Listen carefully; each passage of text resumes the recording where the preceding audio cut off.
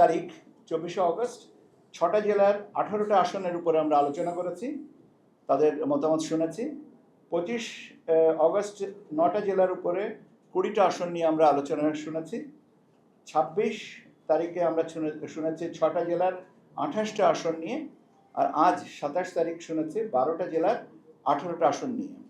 এখন এই যে মতামত যেটা পেয়েছি সেগুলো আমরা লিপিবদ্ধ করেছি এবং লিপিবদ্ধ করে এখন আমরা পর্যালোচনা করে যত সম্ভব শীঘ্রই আমরা চূড়ান্ত তালিকাটা প্রকাশ করব।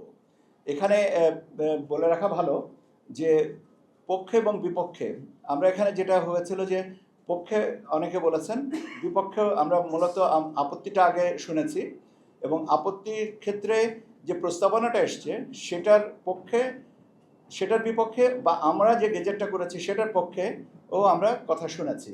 কাজেই আমরা মোটামুটিভাবে সবাইকেই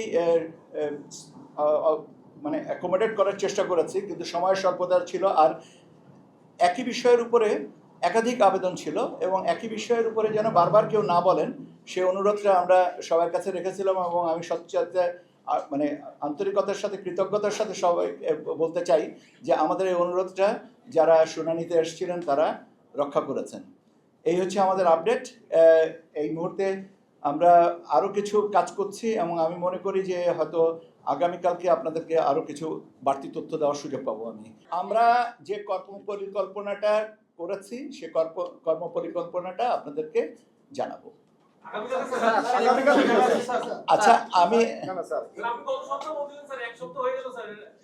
আমি এটা আমারই অক্ষমতা, আমাকে স্বীকার করতে হবে, কেন একটু আমি ঢাকার বাইরে থাকার কারণে হয়তো একটু পিছিয়ে গেছি। তো এটা করেছে আমার সম্ভবত আমার টেবিলে এখন আছে। আগামীকালকে পর্যন্ত একটু অপেক্ষা করেন না, একটা দিনের জন্য খুব বেশি কি আটকাবে।